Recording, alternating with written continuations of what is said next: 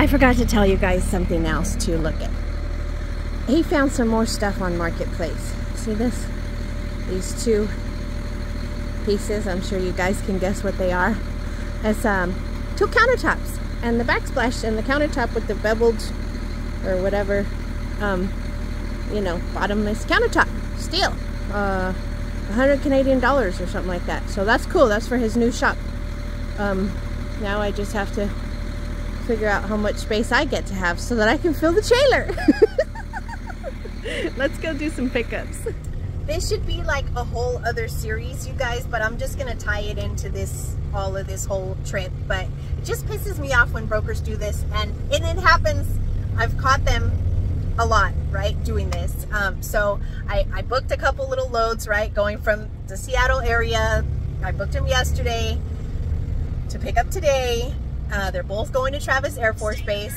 Originally, I told the first broker, right, for the one out of Bremerton, I told him, you know, I'd be there at like 8 o'clock, okay?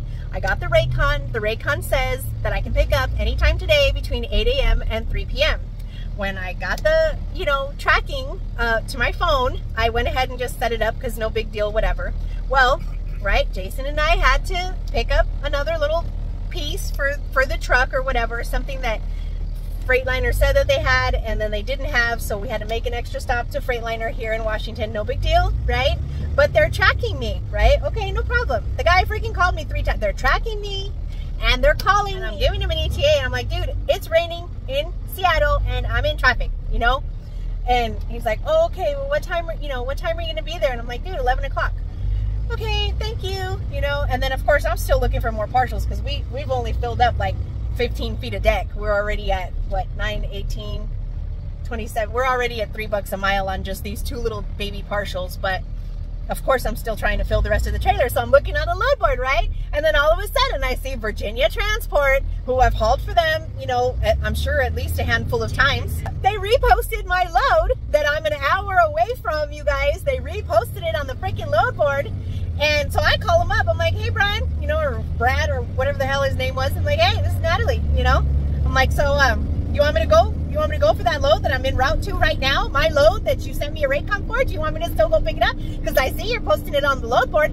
He's like, oh, yeah, well, you know, with all due respect, you know, you're later than the ETA that you told me you were going to be at, you know, yesterday. And I'm like, yeah. I said, okay. He's like, yeah, well, you made a stop, you know, so you were doing an unload and blah, blah, blah. And I'm like, okay.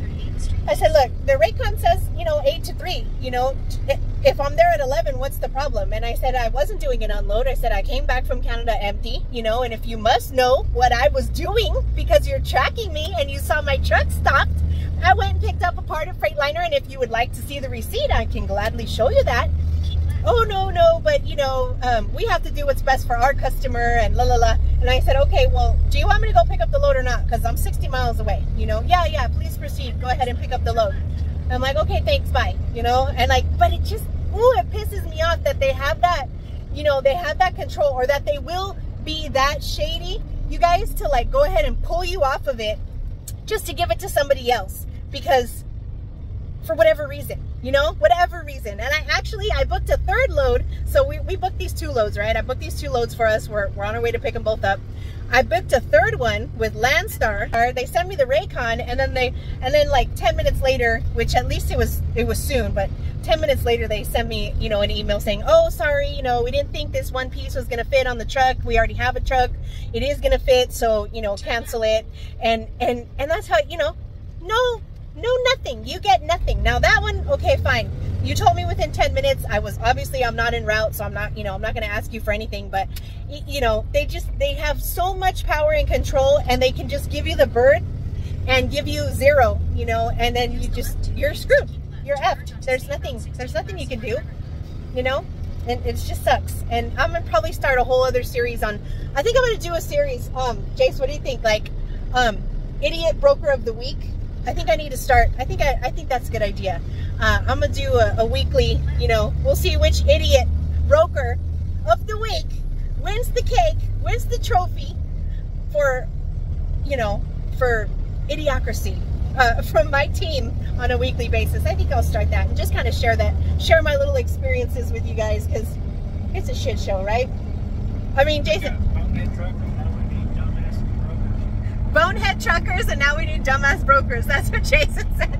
Yeah, I think that that's a good idea to compare it to like my direct customers. And I tell you guys this all the time. Oh my God. If anybody wants to use my services, use my trucks, you know, needs anything transported, please reach out to me via email, or leave me a comment, leave me an email. Your email and my comments, those don't go live. They go to held for review, and I review them on a weekly basis.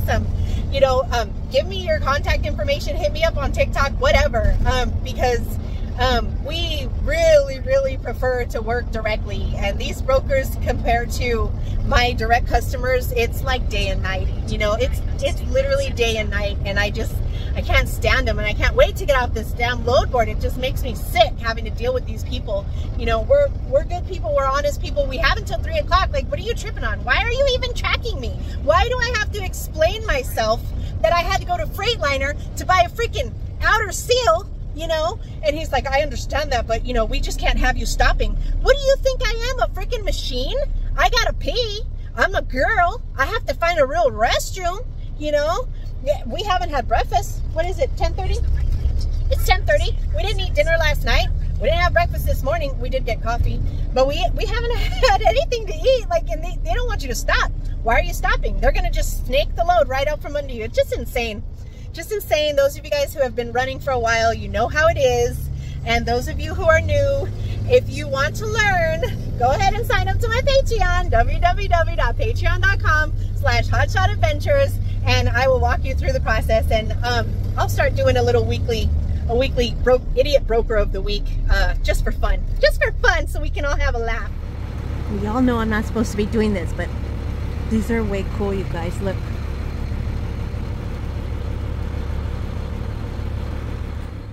So we just had 2 pieces, you guys, to pick up here in Bremerton, 2 cable reels, and it took, you know, almost 2 hours to just get checked in, even with my TWIC card, even with my passport.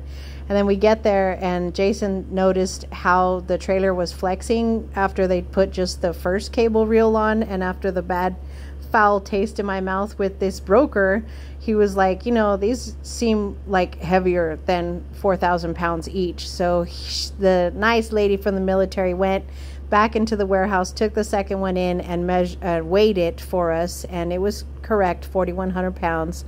So we went ahead and decided to put one behind the other instead of loading them side by side, just because of the weight on those, and chained them down and got the heck out of there. We made it, just barely. Oh my gosh, I was stressing out. Jason's like, you didn't calm down. I'm like,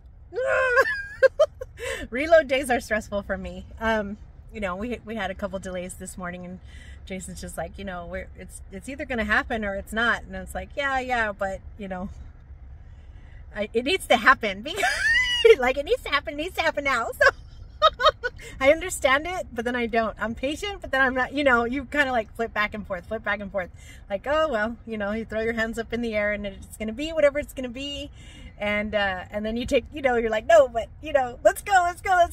I only filled half the trailer, you guys. These 2 pickups just south of Seattle, at these 2 military bases. And the first one, the reels, is paying $1,700, and then this second one that we're loading right now is paying $900. It's, you know, it's over a buck. It was $1.25 a mile or something like that. And they're both of them are going to Northern California, which is right where I want to be. So I'm hoping to get all these 2 offloaded. So that's 2,600 bucks. You know, that's like $3 a mile. That's like $3 a mile right there for half the trailer. And I'd rather not put a pickup truck, you know, with this stuff, because I'm only going to make so much on a pickup truck. If, you know, I'm going to make probably 700 bucks on a pickup truck. I would prefer to hold out for some freight. So we're going to head south a little bit, down to like Portland area, hopefully north of Portland, because I don't want to stay in Portland, or just south of Portland. I don't know. We'll figure that out. And then we're going to try again in the morning, see if I can't come through with hopefully a decent piece of freight that can drop off to Northern or Central California. So we'll see how that goes tomorrow.